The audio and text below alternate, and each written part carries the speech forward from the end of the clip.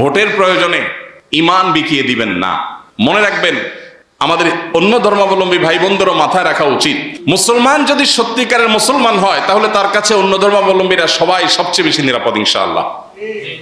আপনি ইসলামের ইতিহাস একটু ঘাঁটেন, মুসলিম শাসকদের মধ্যেও জুলুম ছিল, একেবারে সবাই দুধের দোয়া ছিল এমন না, কিন্তু তুলনামূলক মুসলিম শাসকদের শাসন যখন পৃথিবীতে ছিল, বেশিরভাগ ক্ষেত্রেই দেখা যায় যে তারা অন্যদের মতো পৃথিবীকে নিষ্পেষণ আর জুলুম উপহার দেন নাই। তারা চেষ্টা করেছেন, তাদের ত্রুটি বিচ্যুতি এগুলোকে স্বীকার করে নিয়েও বলতে হবে যে তারা চেষ্টা করেছেন পৃথিবীকে ইনসাফ উপহার দেওয়ার।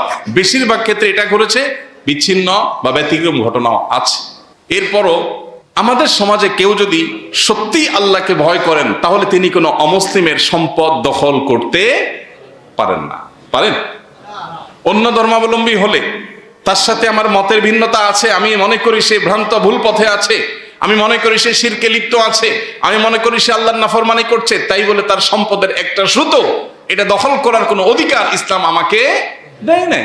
তার প্রতি কোনো অবিচার করার, তার সাথে কোনো মুসলমানের দ্বন্দ্ব হলে, মুসলমান আমার লোক বলে, নামাজি মানুষ বলে, আমার দিনী ভাই বলে তার পক্ষ অবলম্বন করে কোনো অমুসলিমের অধিকার বিন্দু পরিমাণ নষ্ট করার কোনো রাইট ইসলাম আমাকে দেয় নাই।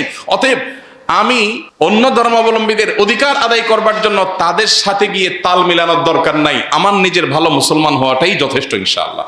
প্রিয় ভাইরা আমার, এই জায়গাটাতে আমাদের অনেকে পা পিছলে ফেলেন। কোন পলিটিশিয়ানদেরকে দেখি, বিভিন্ন দলে বিভিন্ন পলিটিশিয়ানদের ক্ষেত্রে দেখি মাশাআল্লাহ এই ক্ষেত্রে অত্যন্ত বিচক্ষণতার পরিচয় দেন, দায়িত্বশীল মন্তব্য করতে জানেন, আমার ইমানের সাথে কোনটা যায় কোনটা যায় না এটা জানেন।